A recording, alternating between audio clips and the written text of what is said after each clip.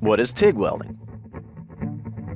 TIG stands for Tungsten Inert Gas Welding. The American Welding Society calls this process Gas Tungsten Arc Welding, or GTAW. You might also hear it called Arc Welding. TIG welding uses a tungsten electrode, and tungsten has an extremely high melting point. When you TIG weld, the electrode gets hot, but it doesn't melt.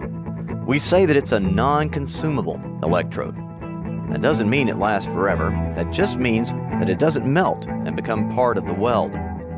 You see, in a lot of other welding processes, the electrode melts and becomes filler metal. Those are consumable electrode processes. So here's the tungsten electrode being held in a TIG torch. The electrode slips into a collet, and the collet tightens up against the collet body. You can adjust the length that the electrode sticks out of the holder by loosening up the end cap. When you tighten the end cap, the collet clamps down on the electrode. TIG works by melting the base metal, and that is the metal that makes up the two pieces that are to be joined. The heat is generated by an electric arc that forms between the base metal and the tungsten electrode. You can control the amount of heat with a foot pedal or with a thumb wheel on the torch. For most metals, the current is direct current, or DC. DC is like the current flowing from a car battery. One wire is always the negative and one is always the positive. In DC TIG welding, the electrode is usually negative and the workpiece is positive. The term DCEN is used for this, indicating that the current is DC and the electrode is negative. This is also called straight polarity, but DCEN is a more descriptive term.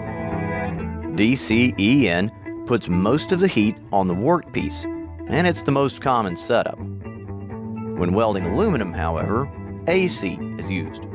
In AC, the positive and negative voltages switch back and forth between the electrode and the workpiece.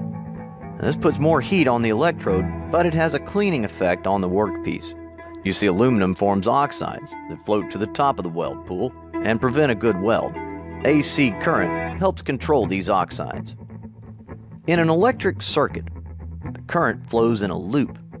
In TIG welding, the current has to flow in a complete circle from the machine to the torch, into the work, and back to the machine. A work lead is clamped to the work to complete the circuit from the workpiece back to the machine. Now, you can TIG weld with or without filler metal, and that's not a choice you have in a lot of other processes. If you want to add filler metal to a TIG weld, use a filler rod, which is just a rod of metal with a specific alloy. You want to make sure that the filler metal you're using is compatible with the base metal and that it has the strength required to do the job. In TIG welding, the molten metal is protected by a shielding gas. This gas, usually argon and sometimes helium or other gases, keeps the molten metal from reacting with oxygen and water vapor in the atmosphere. This shielding gas is stored in high-pressure cylinders like these. The pressure is reduced to a usable level by a device called a regulator. The shielding gas flows through a hose and comes out right at the point of the weld. So in summary, TIG welding is an electric arc welding process, uses a non-consumable tungsten electrode, the filler metal is added separately in the form of filler rod, and the shielding gas comes from a high-pressure cylinder.